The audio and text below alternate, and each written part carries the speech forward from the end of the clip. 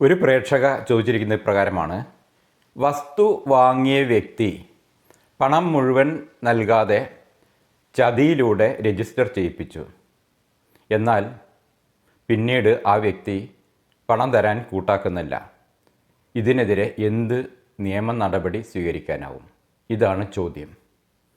Cheating കേസുകൾ സർവ്വസാധാരണമാണ്. പലതരത്തിലുള്ള ചീറ്റിങ്ങുകൾ. അതിലൊന്നാണ് ഈ പറഞ്ഞ മാതിരിയുള്ള വസ്തു വാങ്ങിയിട്ട് എന്തെങ്കിലും പറഞ്ഞ് പ്രലോഭിപ്പിച്ചിട്ട് പണം കൊടുക്കാതിരിക്കുക. എങ്ങനെയെങ്കിലുമൊക്കെ തട്ടിപ്പിൽ വസ്തു രജിസ്റ്റർ ചെയ്യിപ്പിച്ചെടുക്കുക. ചിലപ്പോൾ പറയുന്നത് ഇപ്രകാരമായിരിക്കാം, ആ വസ്തു നിങ്ങൾ രജിസ്റ്റർ ചെയ്ത് തന്ന ഉടനെ ബാങ്കിൽ കൊണ്ടുപോയി പണയം വെച്ചിട്ട് പൈസ തരാമെന്ന്.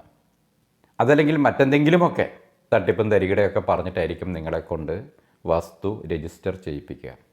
ആദ്യമായിട്ട് പറയാനുള്ളത്, എന്തൊക്കെ പറഞ്ഞാലും ശരി, നിങ്ങൾ എടുക്കുന്ന തീരുമാനത്തിന് വളരെ വ്യക്തമായ രേഖകൾ ഉണ്ടാക്കിയതിന് ശേഷമല്ലാതെ ഇത്തരത്തിലുള്ള ഒരു ഇടപാടിനും നിൽക്കാതിരിക്കുക എന്നുള്ളതാണ്.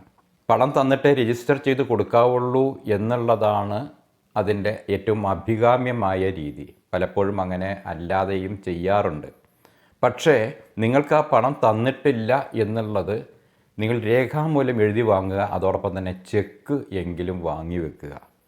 ഇത് അടിസ്ഥാനപരമായിട്ട് നമ്മൾ ശ്രദ്ധിക്കേണ്ട കാര്യമാണ്. എന്തായാലും പറ്റിയത് പറ്റി. ഇനി അയാൾ തരാനുള്ള പണം തിരികെ കിട്ടുവാൻ വേണ്ടിയിട്ട് എന്താണ് ചെയ്യാൻ പറ്റുക എന്നുള്ളതാണ് നമ്മുടെ ചോദ്യകർത്താവ് ചോദിച്ചിരിക്കുന്നത്. ഒന്നാമതായി ചെയ്യാൻ പറ്റാവുന്നത് എന്ന് പറയുന്നത് സിവിൽ കേസ് കൊടുക്കുക എന്നുള്ളതാണ്. വസ്തുവിൻ്റെ വിൽപ്പനയുമായി ബന്ധപ്പെട്ട എല്ലാ രേഖകളും നമ്മൾ പ്രൊഡ്യൂസ് ചെയ്തുകൊണ്ട് ഒരു വക്കീൽ മുഖേന സിവിൽ കേസ് രജിസ്റ്റർ ചെയ്യിക്കുക എന്നുള്ളതാണ് ഇതിൽ ഒരു മാർഗം എന്ന് പറയുന്നത്.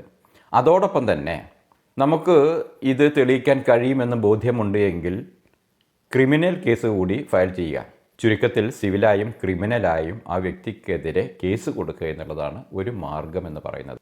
ഈ രീതിയിൽ മാത്രമേ നമുക്കൊരു നടപടിയായിട്ട് ഈ വ്യക്തിക്കെതിരെ മുമ്പോട്ട് പോകാൻ കഴിയുള്ളൂ. വാങ്ങിയ വ്യക്തി മനഃപൂർവ്വം തട്ടിപ്പ് നടത്തുക എന്നുള്ള ഉദ്ദേശത്തോട് കൂടിയിട്ട് തൻ്റെ വസ്തു തട്ടിയെടുത്തു എന്നുള്ള നിലക്ക് ക്രിമിനൽ കേസ് കൂടി കൊടുക്കുക. അങ്ങനെ സിവിലായിട്ടും ക്രിമിനലായിട്ടും അയാൾക്കെതിരെ കേസ് കൊടുക്കുക. സിവിൽ കേസിലൂടെ നമുക്ക് ഈ പറഞ്ഞ കാര്യം തെളിയിക്കാൻ കഴിഞ്ഞിട്ടുണ്ട് എങ്കിൽ നമുക്ക് ആ വസ്തുവിൻ്റെ രജിസ്ട്രേഷൻ ക്യാൻസൽ ചെയ്യുവാൻ വേണ്ടിയിട്ട് കോടതിയിൽ അപേക്ഷിക്കാവുന്നതാണ്. അങ്ങനെ ആ രജിസ്ട്രേഷൻ ക്യാൻസൽ ചെയ്യിച്ചുകൊണ്ട് തിരിച്ച് നിങ്ങളുടെ പേരിലേക്ക് ആ വസ്തു രജിസ്റ്റർ ചെയ്യിപ്പിക്കാവുന്നതാണ്. ഇതൊക്കെ സമയമെടുക്കുന്ന ഒരു പ്രോസസ്സാണ് എന്ന് കൂടി നമ്മൾ മനസ്സിലാക്കുക. എന്തായാലും ശരി, പരിചയസമ്പന്നനായ ഒരു വക്കീലുമായിട്ട് നിങ്ങൾ കൺസൾട്ട് ചെയ്യുക. എന്നിട്ട് കേസുമായിട്ട് മുമ്പോട്ട് പോവുക. കേസ് ഫയൽ ചെയ്യാൻ ഉദ്ദേശിക്കുകയാണ് എങ്കിൽ നമ്മൾ കരുതിയിരിക്കേണ്ട രേഖകൾ എന്തെല്ലാമാണ് എന്ന് കൂടി നമ്മൾ മനസ്സിലാക്കുന്നത് നന്നായിരിക്കും. ഒന്നാമതായിട്ട് വസ്തുവിൻ്റെ വിൽപ്പനയുമായി ബന്ധപ്പെട്ട എല്ലാ രേഖകളും നമ്മുടെ കയ്യിലുണ്ടായിരിക്കുക. നിലവിൽ ഇല്ല എങ്കിൽ അതുമായി ബന്ധപ്പെട്ട രേഖകൾ സംഘടിപ്പിച്ച് കൈവശം വെക്കുക. അത് കേസിന് ഗുണമായി തീരും. രണ്ടാമതായിട്ട് ആ വാങ്ങിയ വ്യക്തിയുമായി നടത്തിയിട്ടുള്ള എല്ലാവിധ കമ്മ്യൂണിക്കേഷൻസും നമ്മുടെ കയ്യിലുണ്ടായിരിക്കുക എന്നുള്ളതാണ്. എന്തെങ്കിലും തരത്തിലുള്ള ഡിജിറ്റൽ എവിഡൻസ് ഉണ്ടെങ്കിൽ പോലും അതെല്ലാം നമുക്ക് പ്രൊഡ്യൂസ് ചെയ്യാവുന്നതാണ്. ഉദാഹരണത്തിന് നിങ്ങൾ വാട്സാപ്പിലൂടെ എന്തെങ്കിലും മെസ്സേജ് അയച്ചിട്ടുണ്ട് എങ്കിൽ അതുൾപ്പെടെ നിങ്ങൾക്ക് എന്ത് ചെയ്യാം, പ്രൊഡ്യൂസ് ചെയ്യാവുന്നതാണ്. അതുപോലെ തന്നെ നിങ്ങൾ പണം നൽകിയതിൻ്റെയും അയാൾ സ്വീകരിച്ചതിൻ്റെയും രേഖകൾ ഉണ്ട് എങ്കിൽ അതും നിങ്ങൾ പ്രൊഡ്യൂസ് ചെയ്യുക. ഇത്രയും കാര്യങ്ങൾ മനസ്സിൽ വെച്ചുകൊണ്ട് നല്ലൊരു വക്കീലുമായി ബന്ധപ്പെട്ട് കേസുമായി മുമ്പോട്ട് പോവുക എന്നുള്ളത് ആണ് ഇവിടെ കരണീയമായിട്ടുള്ളത്. കേസിൽ നിങ്ങൾ വിജയിക്കുമെന്നോ അതല്ലെങ്കിൽ കേസ് വളരെ പെട്ടെന്ന് തീരുമെന്നോ ഒരു തീരുമാനമുണ്ടാകുമെന്നോ ഒന്നും പറയാൻ കഴിയില്ല. എങ്കിലും പ്രതീക്ഷ വിടാതെ കേസുമായിട്ട് മുമ്പോട്ട് പോവുക, അത്ര തന്നെ. Thank you very much.